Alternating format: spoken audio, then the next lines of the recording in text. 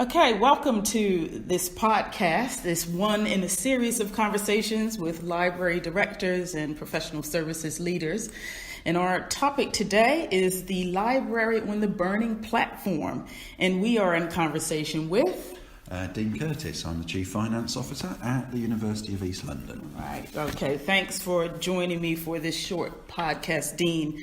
Let's just get to it. Now, it feels like the HE environment is one big burning platform with so much rapid change happening at once. So, in your view, where are HE libraries in the pecking order of protection, shall we say?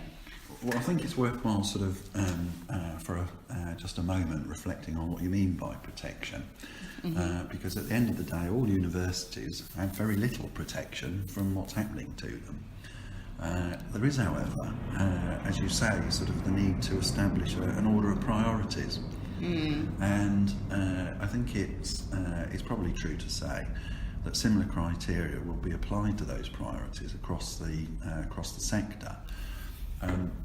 Inevitably, there are some institutions that have a significant research priority, and I suspect that in those institutions will always be prioritised first, even if they don't articulate it quite in that way. And then the learning experience in particular will be next. And when we talk about that learning experience, I think there's a natural order that presents itself. First of all, it's the academic environment. That's got to be number one. The second one is about the student experience within that. And then thirdly, I think it's fair to say it's probably the physical environment and the IT environment that students will actually interact with outside of their normal academic activity. And then after that, I generally think that there is no protection. And I'll touch on that actually in a little bit later in terms of one of the subsequent questions.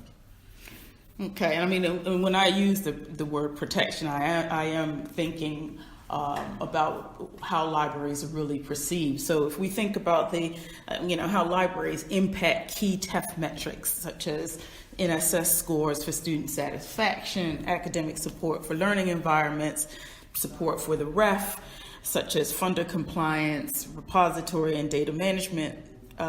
So do you think there is a general awareness of these key contributions amongst academic and professional colleagues? I think the answer is yes and no.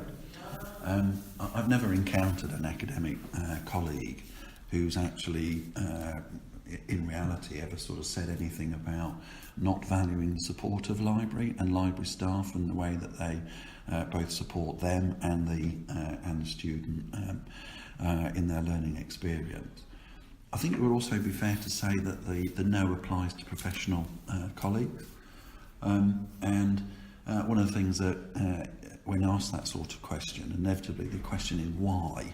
Why do you think that case is like that? Well, I think fundamentally professional services still have a self-preservation aspect to their future, and part of it is actually driving behaviours which are not necessarily good for an institution. And let's put that into reality. If I have to save X, I want to be X as little as possible, so I want to share that pain with colleagues.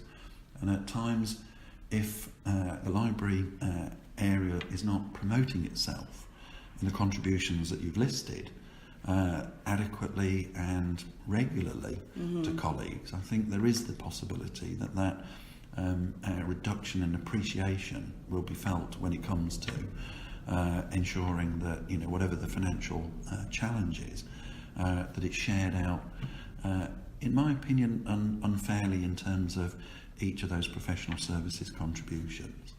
I mean, certainly in my own previous history, the idea of simply using a salami slice to all professional services is an anathema. You inevitably have to prioritise, and I hope that that's something that, as new directors, that you will encounter a more intelligent approach to it. And frankly, if you don't, then actually you should be complaining and kicking back against that. Okay. So, I mean, this is the advice element then. So how would you advise library directors, particularly newer directors, how to pitch compelling arguments about how libraries demonstrate impact in HE institutions, particularly to be prioritized for funding? Well, I think the answer comes in two ways. And the first one, and the most important one, is actually to get advocates for you. If you go back to the question you had earlier about, is there an appreciation of the academic staff members to the service that you provide? My answer is yes. We'll get them to be vocal about it, because at the end of the day, whilst you can actually say a lot about what you do, and what you achieve, and what you contribute, the most effective way of bringing that message out is to get others to do it for you. But I would say that students, because generally academic libraries do well in NSS, how powerful is the student's voice? Well, of course, the theory goes extremely. That's the theory, yes. Effective, but there is a reality about the NSS. We are all bunched together, and you'd have to ask yourself, if you're in the middle of the pack, or indeed if you're, say, outside the top 25, to what degree does the NSS actually become a valuable and useful tool to argue for your own preservation, where there is a belief? I haven't personally seen evidence of this, that actually if you are outside the top 25, that the NSS position doesn't really have much impact on the institution. Now, whether or not that remains the same forever is a good question, but it's been going for quite a long period of time. So I do think that the bit about getting advocates from your academic staff members is very good. I think actually the library director should be utilising the the student voice and the student reflection on services to their maximum advantage. And I think it's actually about continuing to identify that contribution and promoting it within professional service colleagues. So it is basically doing a show and tell, right? And that at all opportunities should be actually undertaken when it's relevant. There's no point trying to go and convince everybody when you're talking about estate refurbishment to constantly drone on about something. Right. You'll learn that as you go along. Hopefully there's no hint in there for me. Anyway, okay, so for the final question, that if you were on a recruiting panel for a library director, what skills would you expect the candidate to evidence beyond that library specialism? Right. Well, what I'm about to say, of course, is obviously heavily influenced by how successful we were at recruiting you. Oh, okay. Right. Do continue. There are two things, right? Yes, there is if you like, the normal professional competence and demonstration of that. But there are two key features. One is personality.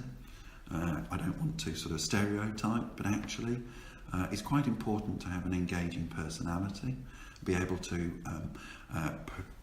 project the library service into different environments where people will have very different disciplinary backgrounds. And being able to do that in a confident, compelling and convincing is extremely important. Okay. The second part I'm going to bring up, and it is an interesting question, some I'm sure you will have had debates about previously. It's where information technology impacts on the discipline, and where the opportunity presents itself both to embrace that within the demonstration of library services and functions, but also to actually act as a good advocate in the way that it impacts on pedagogy, on the way that student experience is actually felt, and where the library and the library staff and members can actually be a good an influencer, an advocate for those across the institution. You've got to have someone with that capability. So I think, I'm not going to say anything that you don't already know, but someone who's been in the library function for a long period of time doesn't necessarily get the exposure to those sorts of things, even though a student's experience these days of a library is no longer the standard, rather arcane and historic perspective. And clearly you will have, have adopted a lot of these things. But I think it's really important that grasp and that understanding of where those digital activities are going, and the openness to them, embracing of them, and more importantly, advocacy for them. Okay, well, thank you very much. Something that we got a lot in Regina. Okay, thank you very much, Dean Curtis, CFO, University of East London.